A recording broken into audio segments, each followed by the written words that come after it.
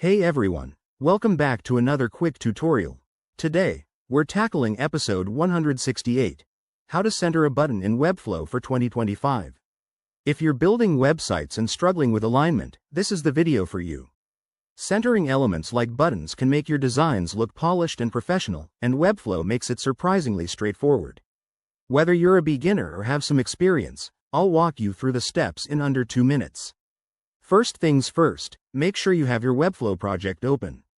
If you don't, head over to Webflow's website, sign in, and create a new project or open an existing one. Now, let's get to the fun part. Start by selecting the button element you want to center. You can do this in the designer view by clicking on your button in the canvas.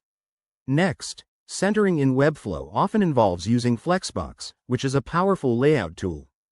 Go to the parent container of your button. That's the div or section that holds it. In the Style panel on the right, under Layout, set the display property to Flex.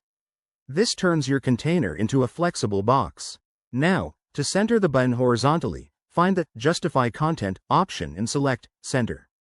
For vertical centering, go to Align Items and choose Center as well. Boom! Your button should now be perfectly centered within that container. But wait, what if it's not working? Double check that your button is inside the correct parent element. Sometimes, nested divs can throw things off. Also, if you're dealing with responsive design, preview your site on different screen sizes to ensure it looks good on mobile and desktop. Webflow's preview mode is super handy for this. Just hit the preview button up top. One more tip. If Flexbox isn't cutting it, you could try absolute positioning. Select your button, go to Position in the Style panel, set it to Absolute, and then use the top, left, and transform properties to fine-tune the centering. However, Flexbox is usually the cleaner option for most cases. There you have it. Centering a button in Webflow is quick and easy once you know the tricks. Give it a try in your next project, and if you found this helpful, hit that like button and subscribe for more Webflow tips.